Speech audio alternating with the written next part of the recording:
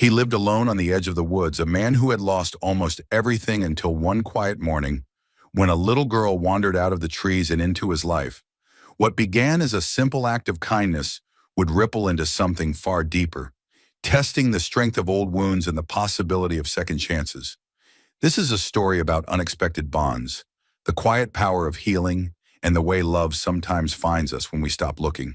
If you enjoy heartwarming stories that touch the soul, we invite you to stay with us to the very end.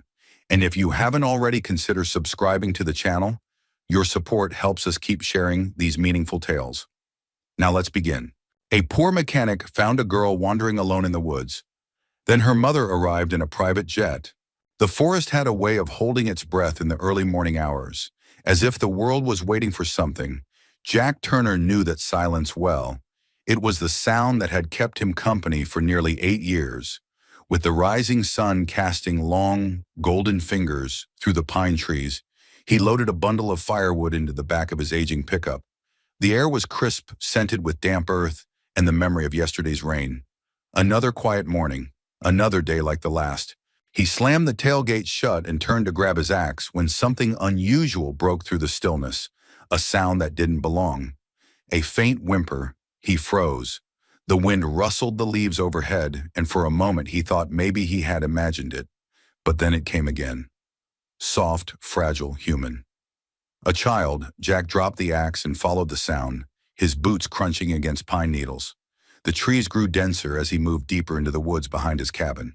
His heart began to thud louder than his footsteps, instinct overriding thought. No child should be out here, not this early, not this far from town, and certainly not alone. Then beneath the low-hanging limbs of a cedar, he saw her.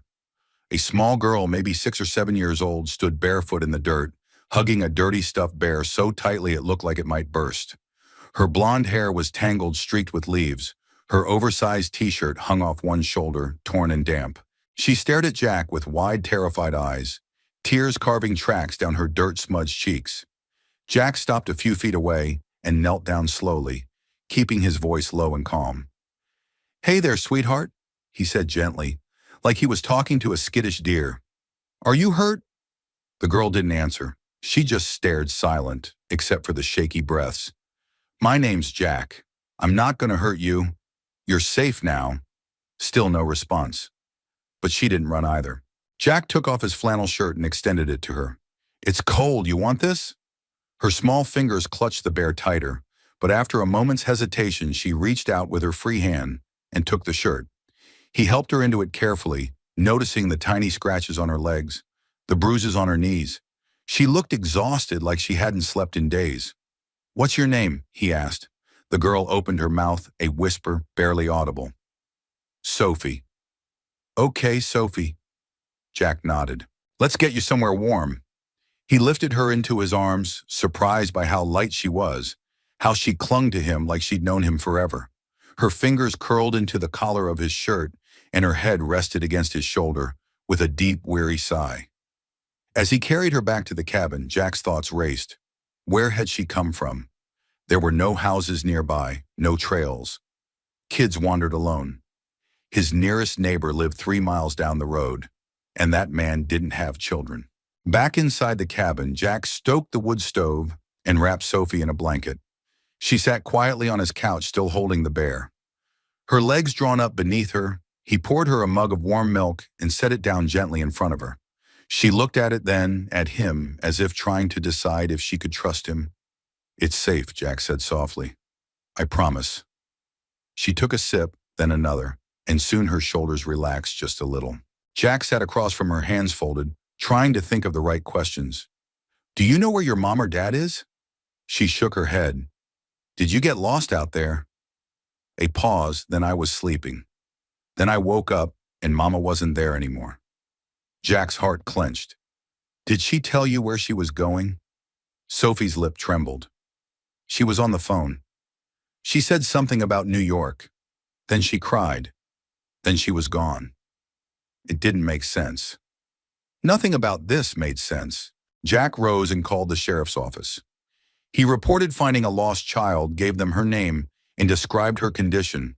They promised to send a deputy up by noon, but until then, she was in his care. After the call, Jack returned to the living room. Sophie had curled up on the couch already dozing. Her tiny hands still clutched that bear, and her face was softer now unguarded. She looked like any little girl in the world, but nothing about this situation was ordinary. Jack leaned against the doorway and watched her breathe. He hadn't had a child in his home since Hannah. His daughter would have been about Sophie's age now. If she'd lived, if the accident hadn't taken both her and her mother in one cruel stroke of fate. A cold shiver passed through him. He pushed the memory away. This wasn't his child. This wasn't his second chance.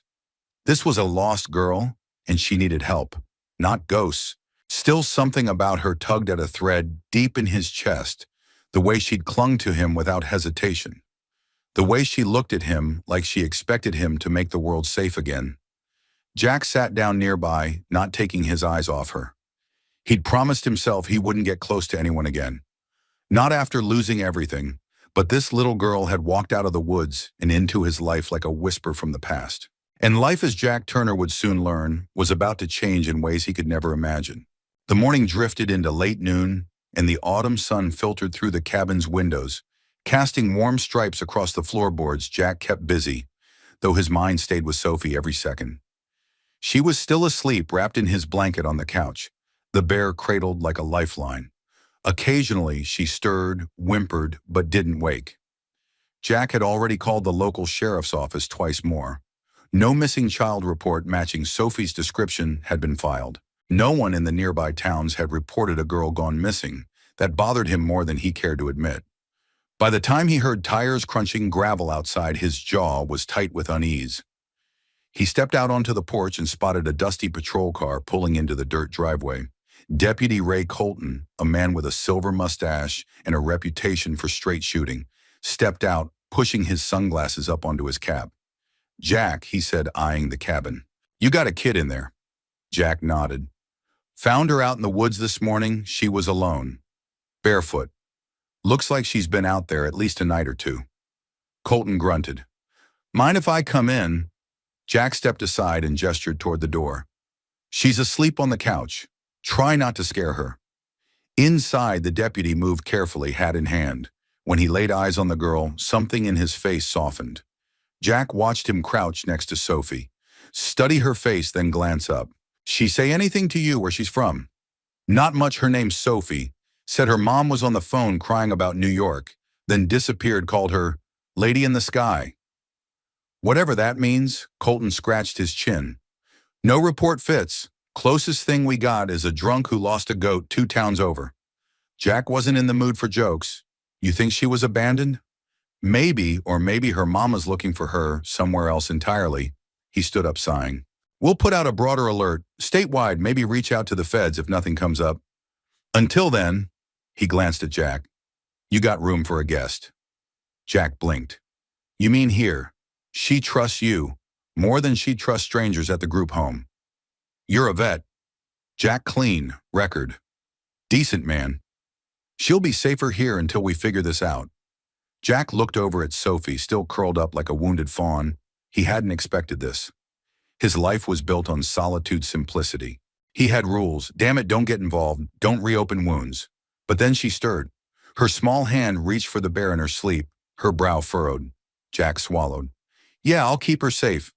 Colton clapped him on the shoulder. "Knew you would." He left shortly after, promising to update Jack if anything surfaced. When the cruiser disappeared beyond the trees, Jack stood on his porch longer than necessary, letting the wind push through his shirt and the silence settle again. Inside, Sophie was awake. She sat up, rubbing her eyes. "Where's the man?" "Gone now," Jack said, kneeling next to the couch. "His name's Ray. He's a friend. He's going to help us find your mom." Sophie's face crumpled. "I want her." I know Jack reached for her hand. "But until we find her, you'll stay here with me." "Is that okay?" She nodded slowly. "Will my mommy find me?" Jack hesitated. "I think she's looking, but it might take a little time." She leaned against him then, without a word. Just leaned her small body into his side like it was the most natural thing in the world. Jack wasn't ready for how much it shook him. That night he made macaroni and cheese, the only kid-friendly thing he had in his pantry. Sophie ate like she hadn't seen food in days. She didn't talk much, but her eyes watched everything. His movements, the flicker of the fireplace, the way the old clock ticked in the corner. Every so often, she'd glance at the window like expecting someone to knock. Jack found her an old quilt and tucked her into the spare room. It had once belonged to his daughter. He stood in the doorway, longer than he should have, watching. Sophie breathed the way her lashes fluttered against her cheeks in sleep. Before he turned out the light, she whispered, "Will you be here in the morning?" Jack swallowed hard. "I'll be right here, kiddo, I promise." In the middle of the night, the wind picked up. It rattled the windows, howled through the trees like a warning. Jack couldn't sleep. He sat by the fireplace, nursing a cup of black coffee, gone cold, staring into the flames. This wasn't just a lost child anymore. This was something bigger, something that felt too precise to be chance. The next morning he woke to find Sophie already awake, curled up in his work shirt, like a blanket, watching the fire with wide eyes. "I had a dream," she said softly. "Yeah, I was flying." He smiled despite himself. "Sounds nice. I was flying in a big plane. And Mama was there. But she was crying." Jack's heart twisted. He wanted to tell her everything would be fine, that her mother would come soon, that it would all make sense. But life had taught him not to make promises he couldn't keep. He just said, "You hungry?" She nodded. He got up and headed to the stove. But before he could crack the first egg, a low rumble echoed outside. Not a car, not thunder. Something bigger. Jack stepped to the porch, and his blood ran cold. A private jet was circling low overhead. The sound roared across the sky like an approaching storm. Jack stood on the porch, coffee mug in hand, eyes fixed upward as the sleek jet made a slow circle above the tree line. It didn't belong here. Planes like that were built for cities, glass towers and penthouse landings, not the pine-choked ridges of northern Vermont. It wasn't a coincidence. Not this time. Behind him, Sophie pressed her face to the window, her eyes wide. "It's her," she whispered. Jack turned. "You mean your mom?" She nodded, then clutched the edge of his shirt like an anchor. She came back. He wanted to believe it. God, part of him needed to believe it for her sake. But in Jack's world, people didn't always come back. Sometimes they stayed gone. The jet circled once more before veering south. It didn't land, just vanished into the clouds. Sophie's face fell. "Maybe they were looking," Jack said gently, crouching down. "Maybe they saw where we are now." She didn't speak, just leaned into him like she had that first day. And again, Jack felt that hollow ache deep in his chest. Something equal parts grief and longing, like a wound, healing slow. That afternoon, Deputy Colton returned. "No hits yet on the report," he said, glancing toward the house. "But I got word from FAA logs. Private jet requested clearance to fly over this area around 7:45 a.m. Manhattan registration. Belongs to one of the big fashion groups, Altair Holdings." Jack raised an eyebrow. "Never heard of them, doesn't surprise me. Not really our world. But get this, CEO's name is Elise Harrington." The name dropped into Jack's chest like a stone. He hadn't heard that name in 17 years. Not since the summer she vanished without warning. Not even a goodbye note. One moment they were talking about building a life together. The next she was gone. And now, her name was on a jet circling his cabin. Colton noticed the flicker in his eyes. "You know her?" Jack looked past him toward the trees. "Yeah, I knew her once." That night after Sophie was tucked into bed, Jack went to the old cedar chest beneath his bedroom window. He hadn't opened it in years. Dust coated the brass latch like time itself had been trying to forget. Inside were faded memories, photos, handwritten notes, a cracked leather journal, and at the bottom a letter never sent Elise. He sat on the edge of the bed and let the memories pour in. They'd met during one of the last good summers of his youth. Jack had been 24, working as a roadside mechanic on Route 2, sweating under hoods in the Vermont sun. Elise had come through in a cherry-red convertible that overheated near his shop. She was unlike anyone he'd met, smart, sharp-tongued, always looking like she didn't belong in a town of 900 people. But she stayed for weeks, said she needed a break from city life, said she liked the quiet, liked him. They'd spent evenings walking the ridge, watching fireflies blink into the dusk. He'd shown her how to fish. She'd read him poetry, and for a time it felt like maybe opposites didn't just attract, they saved each other. But then one morning she was gone. Her number disconnected. No word, just vanished like a ghost with perfume on the wind. Jack folded the old letter carefully and put it back. He didn't know what scared him more, that she might really be the woman on that jet, or that she might have a child who looked an awful lot like her. The next morning brought rain. Jack stood at the stove, scrambling eggs, when he noticed Sophie looking at a photo on the mantel. "That's my wife and daughter," he said quietly. Sophie blinked. "They don't live here." "No," Jack said, the words thick in his throat. They died. A long time ago." Sophie nodded like she understood something bigger than words. She stepped closer and touched the frame. "They look kind."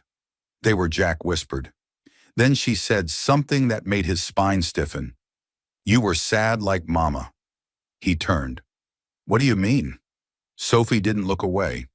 "Sometimes she sat in the big chair and cried. She thought I was asleep, but I saw." She held a picture in her hand, a man in a garage with dirty hands but kind eyes.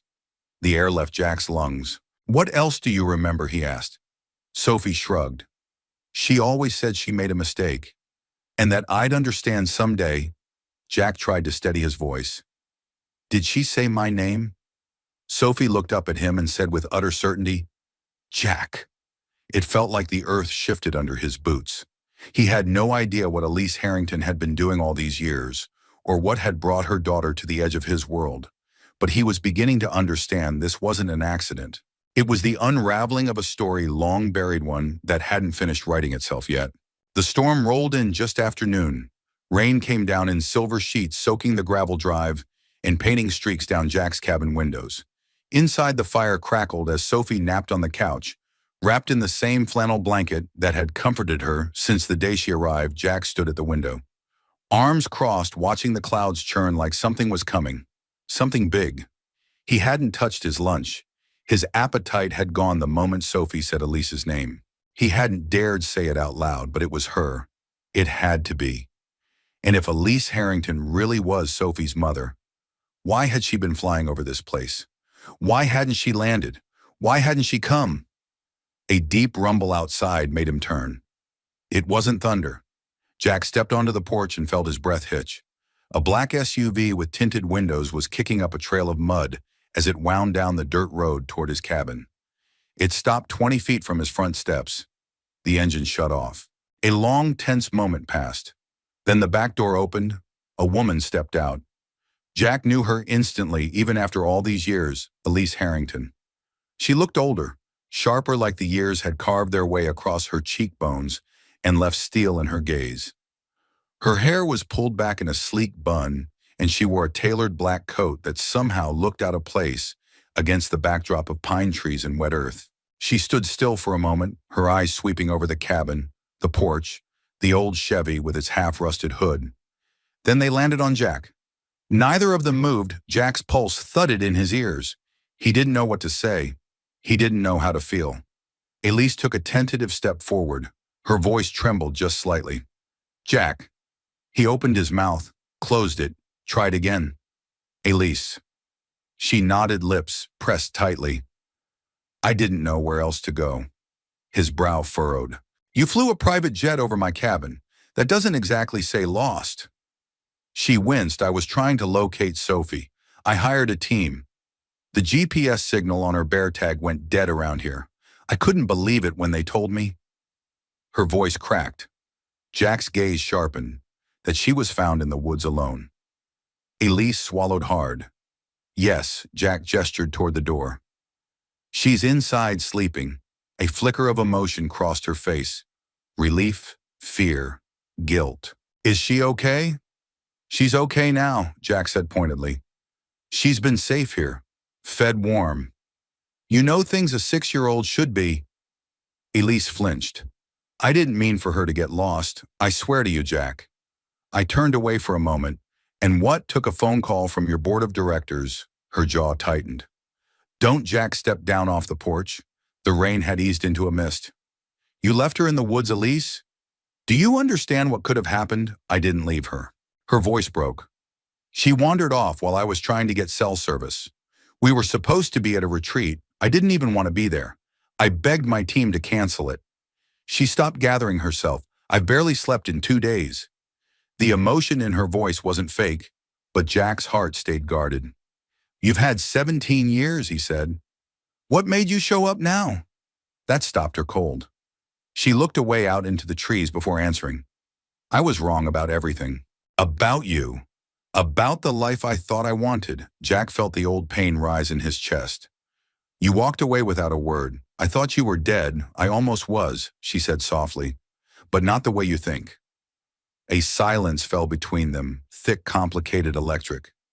Then a sound came from inside, small footsteps, a creak on the floorboards. The door opened and Sophie stood there, rubbing her eyes still in Jack's oversized flannel. She froze when she saw the woman at the bottom of the steps. Mama Elise's face crumbled. "Baby!" She rushed forward, fell to her knees, arms outstretched. Sophie hesitated only a second before she ran into them. Jack watched unmoving as Elise hugged her daughter tightly, murmuring apologies and sweet words into her hair. Sophie clung to her, crying, saying, "I missed you over and over. It should have been a beautiful moment." But to Jack, it felt like watching someone take something away. Something he didn't even know he needed again until he had it. He turned and walked back inside, giving them their moment, but not knowing what it meant for him. Not knowing if he was about to lose the closest thing he'd felt to home in nearly a decade. The cabin had never felt smaller. Jack stood in the kitchen pretending to busy himself with dishes he'd already washed twice. Outside the window, Elise and Sophie sat side by side on the porch swing, one tall, composed but weary, the other small and brimming with the trust only a child could offer so freely. He tried not to listen, but the walls of the cabin were thin, and so were the walls around his heart these days. "I thought I'd never see you again." Sophie said. "I waited and waited." "I know," baby Elise's voice cracked. "I should have never let you out of my sight. Jack found me. He made me grilled cheese." Elise gave a soft laugh, one Jack could barely remember, but still recognized deep in his bones. "Did he? He always did know how to take care of people." There was a pause. "Did you know him before?" Sophie asked Elise. Hesitated. "Yes, a long time ago." "How long?" Elise whispered. "Before you were even a wish." Jack closed his eyes. He had told himself over and over for years that he was over her, that whatever they had was a summer memory, sweet, distant, and best left in the rearview mirror.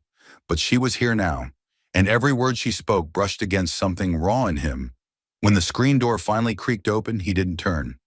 Jack, Elise said softly behind him, "Can we talk?" He wiped his hands on a dish towel and faced her. "I owe you more than I can say," she began.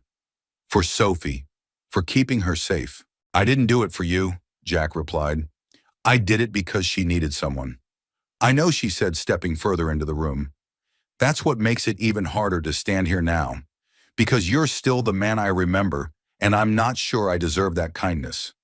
Jack leaned back against the counter, arms crossed. "Let's not pretend like what happened between us was small. You left without a word. Elise. You disappeared. You broke me. I know I did." He waited, but she didn't flinch or turn away. Instead, she reached into her coat pocket and pulled out something weathered and familiar. A photograph. She handed it to him. It was a picture of the two of them, taken one July evening, so many years ago. They were sitting on the back of his old truck, fireflies dancing in the frame, her head on his shoulder, his smile wide and careless. "I carried this with me everywhere," Elise said, "even when I hated myself for it." Jack looked down at the photo, then back at her. "Then why did you go?" Elise's voice was quiet but firm. "Because I was scared. I came from a world where everything was planned. Marriages, careers, futures. My father controlled every decision in my life.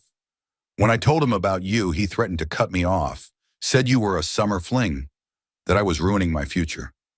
She looked away, shame flickering in her eyes. "I didn't have your strength, Jack. I was 22, confused and too weak to fight.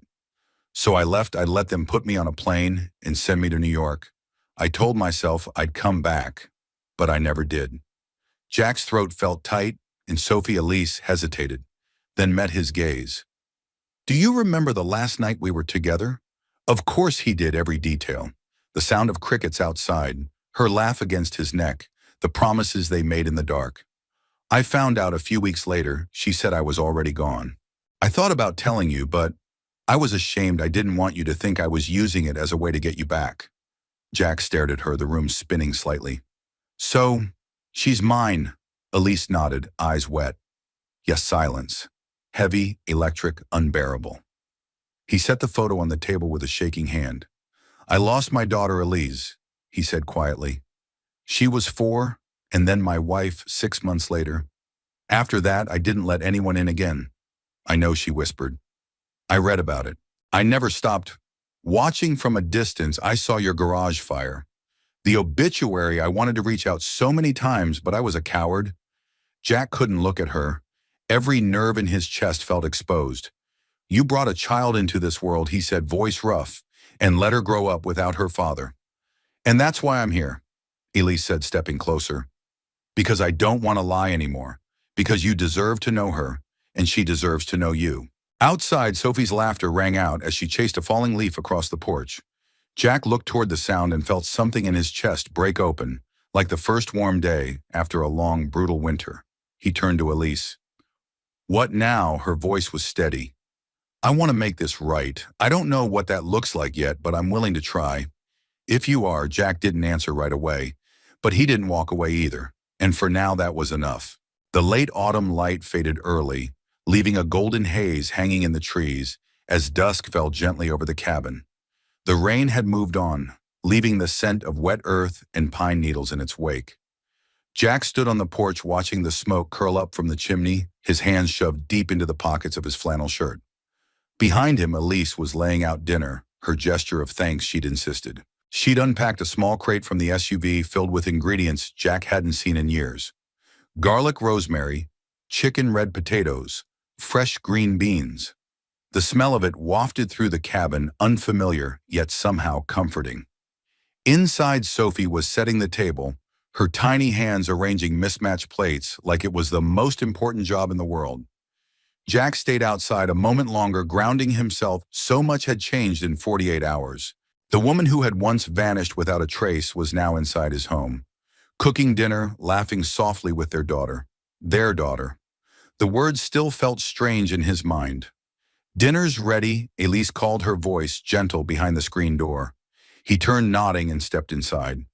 They ate together at the small pine table in the center of the cabin. 3 place settings, 3 warm plates.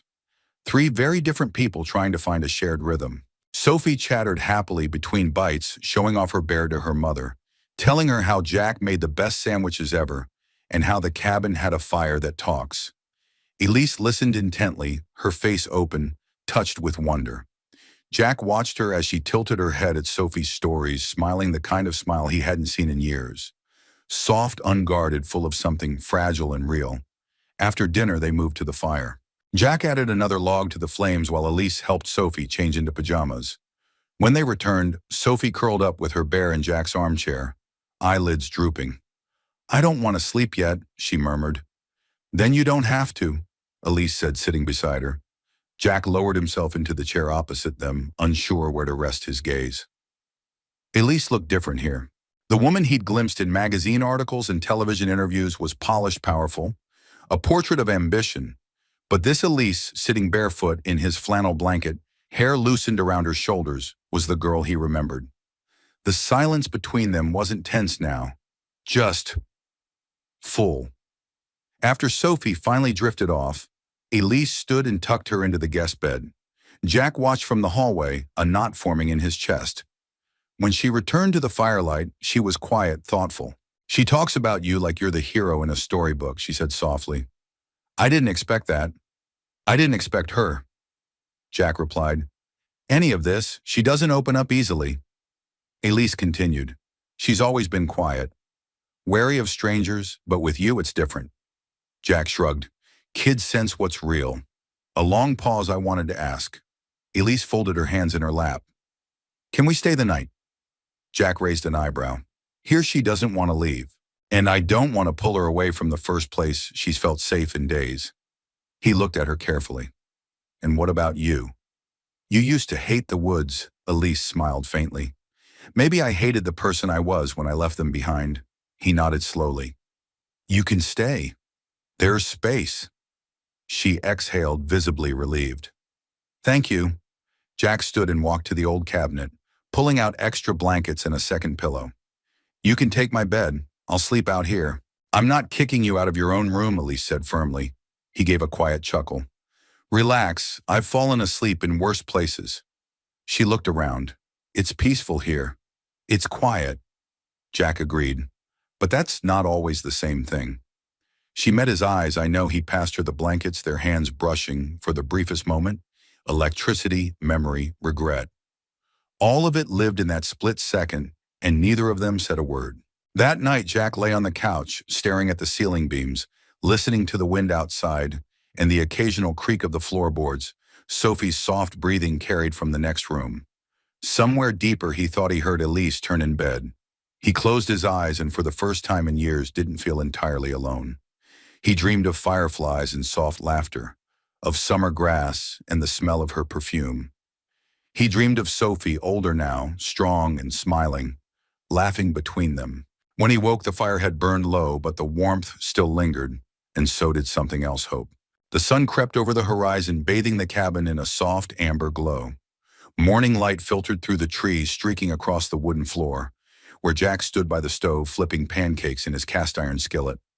The smell of butter and maple syrup filled the kitchen, and for a moment everything felt oddly normal, like this was the life he'd always lived. Sophie padded into the room, rubbing her eyes and dragging her bear behind her. Is it Sunday? Jack smiled. It's Tuesday. Pancakes are Sunday food. Then today's a Sunday, kinda Tuesday. She giggled and Jack caught the faintest reflection of Elise's smile in her expression. Moments later, Elise entered the kitchen dressed in one of Jack's flannel shirts and a pair of leggings pulled from her travel bag. Her hair was still damp from the shower and the sharp CEO edge she wore like armor had softened. Jack slid a plate onto the table without a word. She paused, touched. Thank you. They sat together, the three of them eating pancakes while morning birds chirped beyond the window. No lawyers, no cameras, no deadlines, just syrup and laughter, and the clink of forks on ceramic. Elise sipped her coffee and leaned back in her chair. I've been thinking, she said gently, eyes fixed on Jack. About what's next. Jack didn't look up. What do you mean, Sophie? She said. She doesn't want to leave here. And frankly, I don't either. That made him pause. She continued carefully.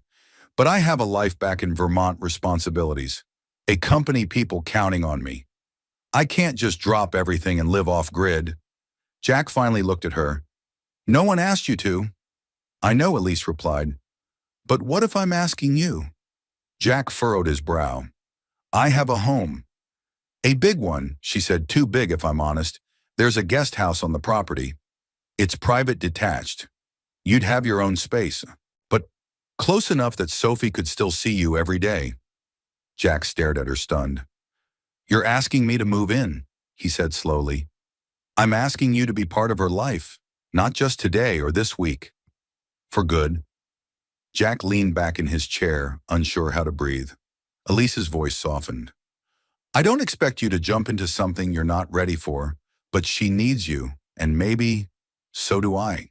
He looked over at Sophie, who had climbed into the windowsill and was humming to herself, tracing a shape in the condensation with her finger. His throat tightened. You've had 17 years to change your mind? I didn't just change my mind, Elise said. I changed my life. And finding her with you, seeing how she looks at you, I know it wasn't an accident. Maybe I wasn't strong enough to stay back then. But I am now, Jack. Exhaled slowly. I'm not good in cities, he said. I don't like being surrounded by noise and glass. I fix things that break. I talk to engines better than I do. People, Elise smiled. That's why the guest house is perfect. There's a detached garage. You could set up your own shop. Take whatever work you want on your terms. No one would bother you. And this isn't out of guilt. No, she said firm. It's out of love and respect for Sophie and for you. He rubbed the back of his neck, still wrestling with the weight of it all. The offer, the years, the hurt, but also the chance. A chance to be needed again. A chance to be wanted. I'd need a few days to close up here, he said slowly. Shut down the old shop.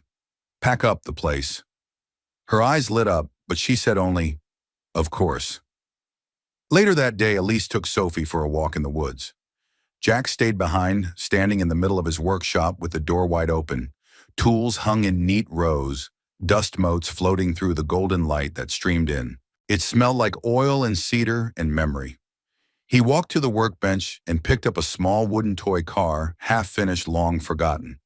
He'd started it after the accident, in one of those long nights when he couldn't sleep. It was for no one in particular, just a way to keep his hands busy when his heart couldn't be.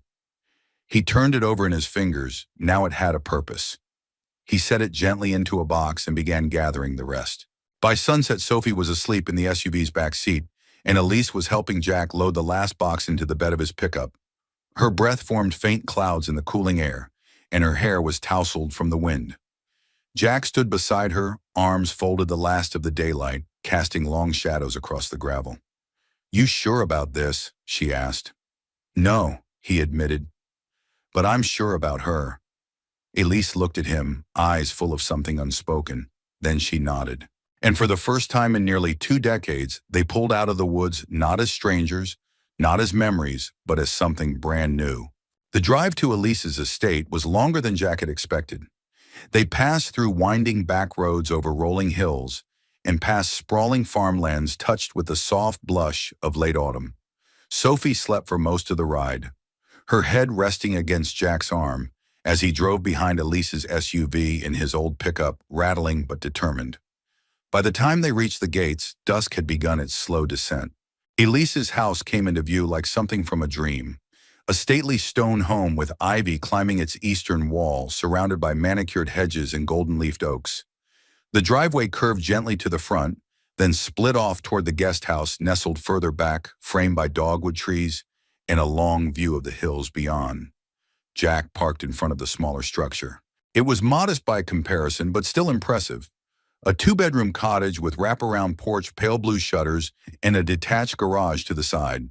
The garage's bay door stood open, revealing a clean, empty workspace and a small office loft above it. He stepped out of the truck and took a long look around. This wasn't his world. It smelled of lavender instead of grease, wind chimes instead of wrenches, and yet it wasn't unwelcome. "Still time to run," Elise said.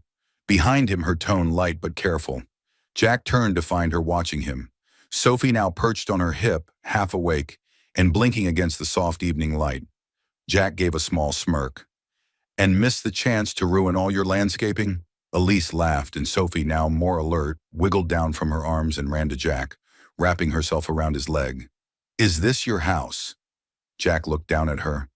"It's ours for now. What do you think?" She scanned the porch, the flower beds, the little rocking chairs by the steps. "I think it needs a dog." Jack chuckled. "We'll put that on the list."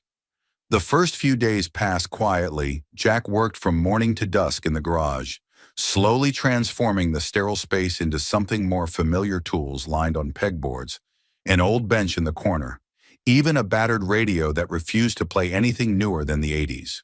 He kept the garage doors open, letting in the breeze the scent of pine and fresh-cut grass, the faint laughter of Sophie as she ran across the backyard chasing falling leaves. Elise, true to her word, gave him space.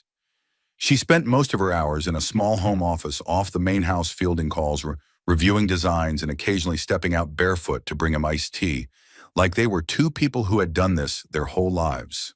But Jack knew this world wasn't as calm as it looked. Not underneath one afternoon while fixing a faulty starter on an old Harley that had been left behind by the last guest. Elise wandered into the garage and perched on a stool nearby. "You always look better with grease on your hands," she said. Jack raised an eyebrow. "Most women prefer cologne and pressed shirts."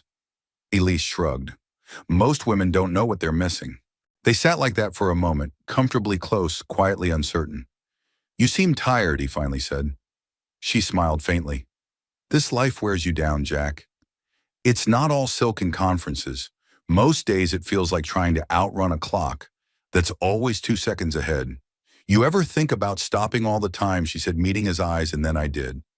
When Sophie disappeared, for the first time in my life, nothing else mattered.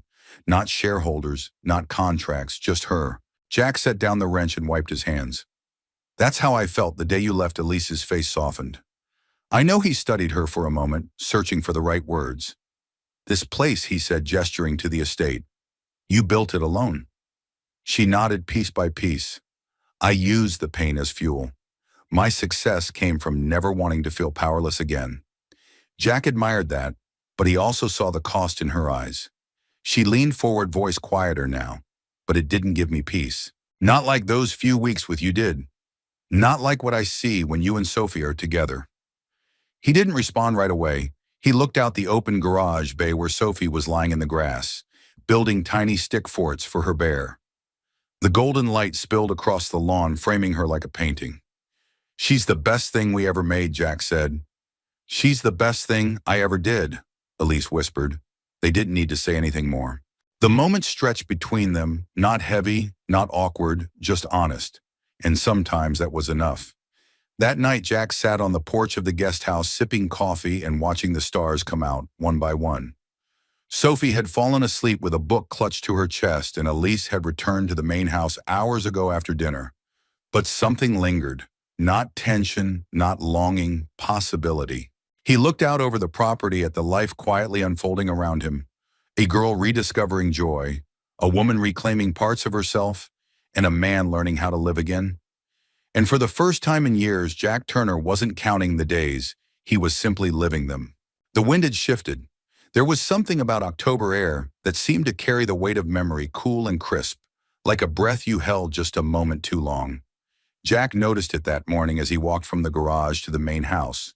A toolbox in one hand, a thermos in the other. Sophie had asked him to fix the squeaky hinge on her bedroom window. "It makes ghost sounds at night," she'd said with a grin. Jack smiled at the thought as he stepped inside the house. Elise was on a call in the sunroom, her voice low but poised while Sophie colored at the kitchen table. Tongue poked out in concentration. "You working hard?" he asked. She held up her drawing. "It's you and Mama, and me and the dog we're going to get when you say yes." He chuckled. "So it's my call, huh?" "Uh-huh." He ruffled her hair and headed upstairs. The room hadn't changed much since the first day he saw it. A small bed, a bookshelf filled with fairy tales, and now the family of stick figures on the wall proudly taped in place. Jack got to work on the window. The hinge was minor, just needed oil and a little tightening. But as he leaned down to check the baseboard, something caught his eye, a drawer slightly ajar. He hesitated, then pulled it open gently. Inside was a small stack of papers, some receipts, a few old birthday cards, but one envelope stood out, a little thicker. Cream-colored. Handwritten. His name was on the front. He stared at it, heart thudding. The ink had faded slightly, but the loops and strokes were unmistakable. It was Elise's handwriting. Jack sat on the edge of the bed and opened it slowly. "Jack, if you're reading this, then I've either been braver than I expected or careless enough to leave this behind. There hasn't been a day I haven't thought of you. Not one. I've tried to write this letter 100 times, but nothing ever felt right. How do you explain a disappearance, a betrayal? How do you say I'm sorry in a way that fixes what's broken? You once told me that the hardest part of love wasn't falling, it was staying. I didn't understand that back then, I do now. The truth is, I never stopped loving you. I was afraid of the life we could have had, not because it wasn't good, but because it was real, and I didn't think I deserved real. I kept Sophie from you. That's my greatest shame. I told myself I was protecting her, but maybe I was protecting myself from the guilt. You're a better man than I'll ever be brave enough to ask forgiveness from. But if somehow, someday fate brings us back together, I hope you'll understand that I never stopped being yours." Elise. Jack sat frozen, the letter trembling in his hands. All the pieces he'd been trying not to look at came together like shards of glass, catching the same light. The jet, the retreat, the way she had looked at him that night by the fire. Not with guilt, but longing. She had been carrying this weight for years. He folded the letter carefully, slid it back into the envelope, and placed it where he found it. When he came back downstairs, Elise was off the phone, standing in the kitchen, with her sleeves rolled up, drying dishes. She looked up and smiled. "Did the ghost hinge behave?" Jack stepped into the room, his voice calm but deliberate. "I found your letter." Her hands stilled.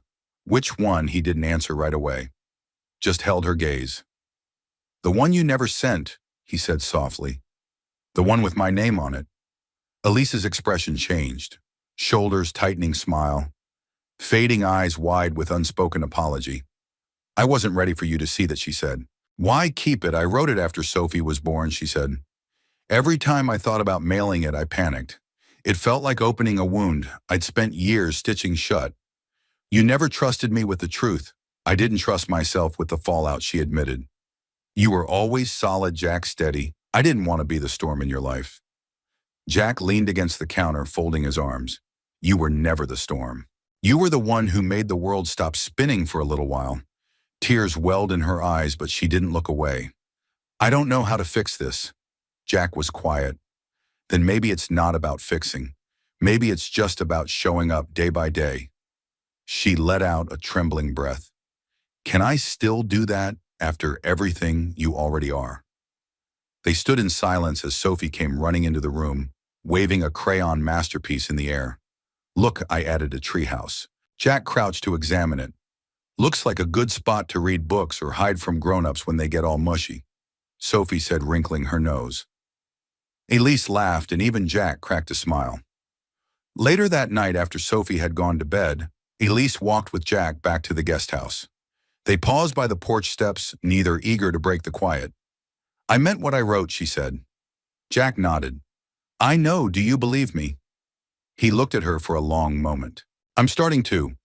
Then for the first time in 17 years, Jack reached out and took her hand. Not as a symbol of forgiveness, not yet, but as something far more enduring. A beginning. The first snow arrived early. By mid-November. A soft dusting covered the hills like powdered sugar, clinging to tree branches and rooftops. Sophie awoke to it with pure delight, pressing her hands against the window pane and shouting for Jack to come see. He did, of course, half asleep and still wearing yesterday's thermal, but smiling all the same. The house had begun to settle into a rhythm. Mornings filled with cocoa and backpack zippers, afternoons with homework and oil-stained gloves, evenings with 3 chairs at the dinner table and one flickering fireplace between them. And yet Jack could feel it, an invisible line under his feet, one that separated where he came from and where he stood now. That line made itself known the day Elise offered to buy him a new lift for the garage. You need better equipment, she said, scrolling through options on her tablet at the breakfast table. That thing you're using is a museum piece, and a dangerous one. Jack sipped his coffee slowly. It still works.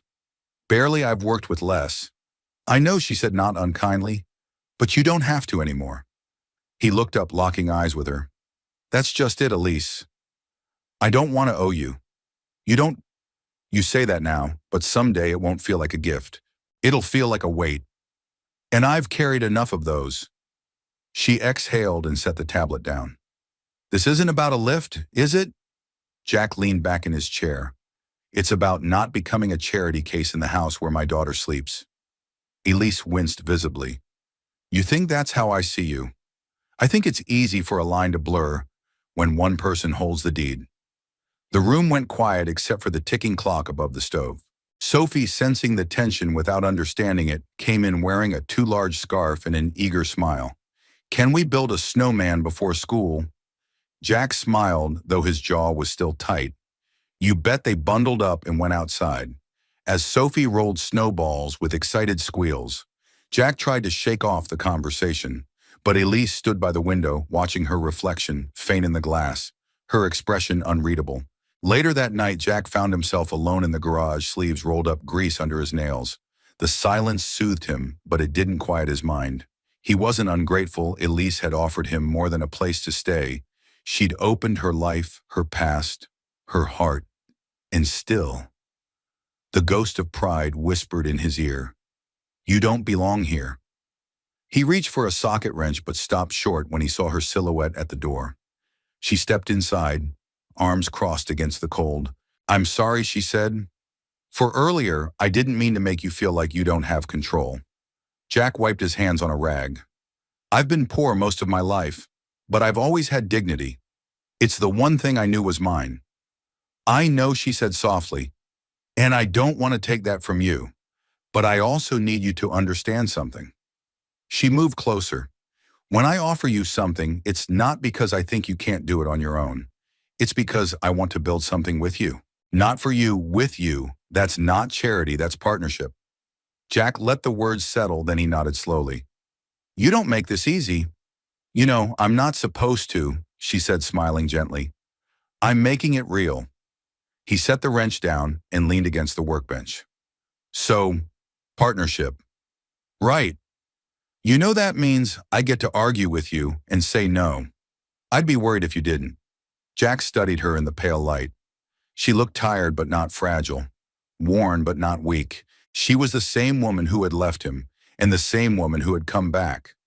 A contradiction he was learning to understand. I can build something here, he said, but it has to be on my terms. Then let's find those terms together. That weekend they drove into town for supplies together. People stared. Whispers buzzed at the diner and the hardware store. Elise Harrington, the business queen of Vermont, and Jack Turner, the reclusive mechanic, side by side with a child between them and snowflakes clinging to their jackets. Some nodded politely, some didn't know what to say, but it didn't matter. What mattered was Sophie beaming as she picked out paint for a new treehouse. What mattered was Elise sliding her hand into Jack's while they waited in line at the lumberyard. What mattered was the unspoken truth that love once broken was slowly being mended with splinters and nails. Later, as Jack loaded the truck bed with boards and beams, Sophie looked up at him and asked, "Are you staying forever?" He crouched to her level and placed a hand on her shoulder. "I don't know what forever means," he said honestly, "but I'm not going anywhere today." She smiled. That's enough, and for the first time he believed it was. The storm came without warning. 1 minute the sky was a pale blue canvas stretched clean above the Vermont hills. The next a band of charcoal clouds surged over the horizon, swallowing the sun. Jack stood beneath the treehouse frame in the backyard, a hammer in hand when the first rumble shook the air. "Sophie," he called instinctively, dropping the hammer and scanning the yard. No answer. "Elise," he shouted toward the house. The back door creaked open. Elise appeared, clutching her phone. "I can't find her. She's not in her room." Panic clenched in Jack's gut. He took off at a run, boots slamming into the wet grass, eyes darting across the property. "She's not the kind of kid to wander off." "No," Elise said, breath-catching, "but she's brave. Too brave sometimes." The wind picked up, leaves scattered like confetti. As the first drops of rain sliced through the sky, Jack raced toward the edge of the woods. "Sophie." He shouted again, louder now, his voice hoarse. Somewhere far ahead he heard it faint but clear. Help! His heart nearly stopped. He pushed through the underbrush, branches snapping beneath his boots until he reached a small clearing where the ground sloped downward into a muddy ravine. There at the base, clinging to the exposed root of a tree, was Sophie Hold. "On, baby," he yelled, sliding down the incline. She was sobbing, her arms wrapped around the root like a lifeline. Her leg was bent at an unnatural angle, her face pale with pain. "I fell," she whimpered. "I couldn't get up." Jack crouched beside her, swallowing the panic that threatened to rise. "It's okay, I've got you now. You're safe behind him." Elise arrived breathless, soaked through her eyes wild. When she saw Sophie, she let out a strangled cry. Jack gently lifted Sophie into his arms. She winced but didn't scream. Elise reached out and brushed the girl's wet hair from her forehead, tears mixing with the rain. "We're going to the hospital," Jack said firmly. Now the drive was silent, but charged every second, a stretch of agony. Jack sat in the back seat, holding Sophie's hand, whispering calm into her ear as Elise navigated winding roads slick with rain. The ER lights glowed ahead like a beacon. Inside, a flurry of nurses and questions followed. How old was she? How long had she been outside? Was there head trauma? Any allergies? Jack answered what he could. Elise answered the rest. After x-rays and careful splinting, the doctor confirmed it, a hairline fracture in her ankle. No surgery but weeks of rest and a cast. "She'll be okay," the doctor said gently. "Kids heal fast." Jack exhaled for what felt like the first time in hours. Elise leaned against the wall, visibly shaken. "She's never been hurt like that before. She will be." Jack said, "Because that's life. What matters is who's there to catch her when she falls." Their eyes met and something deeper passed between them, beyond the panic, beyond the fear. It was trust. That night back at the house, Jack tucked Sophie into the couch where they'd set up pillows and blankets for her recovery. She was groggy from the pain meds, but her hand never left his. "Jack," she murmured. "Yeah, sweetheart. Thank you for coming. I'll always come for you," he said, brushing a strand of hair from her forehead. In the kitchen, Elise stood by the stove pouring tea with trembling hands. Jack joined her, his clothes still damp, his muscles sore. "She's strong. She gets it from you," Elise said softly. "She gets it from both of us." She turned to face him, her eyes rimmed red. "I couldn't breathe, Jack. When I heard her scream, I've never been that scared. I know," he said, "I've lived through that kind of fear before." He paused, then added, "That's why I can't live in the middle anymore." She blinked. "What do you mean?"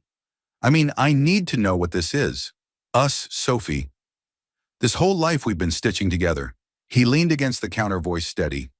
"I love her and I love you, but I need to know that I'm not just some guest passing through your world." Elise took a slow breath. Then another. She set the teacup down carefully, deliberately. "You're not a guest, Jack," he studied her. "I want you in this life," she said, "not as an outsider, but as someone who belongs. Sophie already sees you as her father, and if you asked her, she'd say you always were." He swallowed hard. "And what about you?" he asked. "I've loved you for half my life," Elise said. "I tried to forget it, tried to bury it under work and cities and excuses. But today when I saw you climbing down that ravine without a second of hesitation, I knew you never left my heart." She took his hand. "And if you're willing, I want to start again. Not where we left off, but right where we are." The room fell into silence, warm, sacred silence. Then Jack nodded slowly and with a small, tired smile said, "Then let's build something. We don't have to run from outside." The storm had passed. The stars were returning one by one. And so were they. The spring came slow and gentle, like a secret unfolding. Snow melted from the eaves of the guest house, revealing mossy stones, and last year's ivy starting to reach once more. The trees budded with promise, and the hills rolled green and open. Under skies that stretched for miles, Jack stood on the porch in his usual flannel, holding a coffee cup warmed more by habit than need. Below in the backyard, Sophie hobbled through the grass in her neon-pink cast, laughing as their newly adopted golden retriever, Rufus, raced circles around her. A makeshift ramp led from the porch to the yard, a project Jack had insisted on finishing himself. Inside, Elise hummed to a Ray Charles record as she stirred pancake batter. It had become tradition. Sundays were pancakes, music, and long, lazy mornings. Dogs winning again. Jack called, sipping. Sophie looked up and shouted, "That's 'cause he cheats." Elise appeared beside Jack, slipping her arm around his waist and leaning into him. "He only cheats because he knows she'll forgive him." "Smart dog," Jack said, pressing a kiss to her temple. She looked up at him, warm and steady. "So are you?" They decided not to make any grand declarations. No courthouse wedding, no engraved invitations, no public announcements. They didn't need them. Instead, they built a life quietly, day by day, board by board, laugh by laugh. A few weeks after Sophie's injury had healed, Jack had started drawing up plans. He didn't say much, just worked in his garage late into the evenings. And one day Elise followed him to the edge of the property where the pine trees began to thicken. There, framed by wild ferns and the song of chickadees, stood the skeleton of a cabin. Elise gasped. "You're rebuilding?" she asked. "Not rebuilding," Jack said, brushing sawdust off his jeans. "Starting fresh, it's not the place I lost, it's the one I want to grow old in." She took his hand and didn't let go. By midsummer, the new cabin was nearly complete, smaller than Elise's estate, but full of character, wooden beams reclaimed from an old barn, windows that faced the sunrise, a kitchen with wide counters, and a well-worn apron sink. More than once, Sophie had helped paint the walls, getting more color on herself than the brush. Jack didn't mind. He said the handprints made it more ours. One evening after Sophie had gone to bed, Lise stood in the unfinished living room, barefoot on the cool wooden floor. Jack was on the ladder adjusting a light fixture when she called to him. "Do you think this place will last?" He looked down at her, then stepped off the ladder and crossed the room. "I think everything we've built here, this house, this life, it's not about lasting," he said. "It's about being worth it one day at a time." She nodded, eyes shimmering. "Then it already is." By fall, they'd moved in. The main house still stood, but it belonged more to memory now. a chapter closed with grace. Elise had stepped back from her CEO duties, passing the reins to a trusted partner, while she focused on something new, a program that provided safe retreats for women and children in crisis, an idea born from the time she nearly lost everything and the man who helped her find it again. Jack opened a community garage 2 towns over. Not large, but busy enough to keep his hands occupied and his mind clear. He took apprentices, mostly teens who had been overlooked elsewhere. He called them the second chancers. At the heart of it all was Sophie. Her caste long gone, she ran barefoot through the fields reciting poems from memory and talking to Rufus as if he understood every word. She still called Jack by his name, but when someone once asked if he was her dad, she'd answered without blinking. Of course he is, he just got here late. One evening, as the sun dipped low and set the trees on fire with golden light, the three of them sat around the fire pit Jack had built from stone. Sophie roasted a marshmallow, Rufus curled at her side. Elise leaned against Jack, her head on his shoulder, fingers tangled in his. "You ever think about how all this started?" she asked softly. "Every day," he said, "one step in the woods, one small voice, one girl in need, and one man who listened," she added. Jack smiled. "She saved me too, you know." Elise tilted her face to him. "We all saved each other." A quiet fell over them, deep and content. Above the stars blinked into place. The fire crackled, Sophie giggled as her marshmallow caught flame, and Jack gently blew it out for her. It wasn't dramatic, it wasn't perfect, but it was home. And sometimes the most extraordinary stories aren't the ones shouted across the world, but the ones whispered between people who choose each other again and again, no matter the cost. In a world full of noise, they had found something rare: stillness, love, and a place where they all belonged. We'd love to hear from you. Where in the world are you watching from? Share your thoughts about the story in the comments below. If this tale touched your heart, inspired you, or simply gave you a moment of peace, please consider subscribing to our channel. We share stories like this every week, stories of love, redemption, and the quiet power of kindness. From all of us here, thank you so much for watching. Your time and presence mean more than you know. Until next time, take care and keep believing in the good.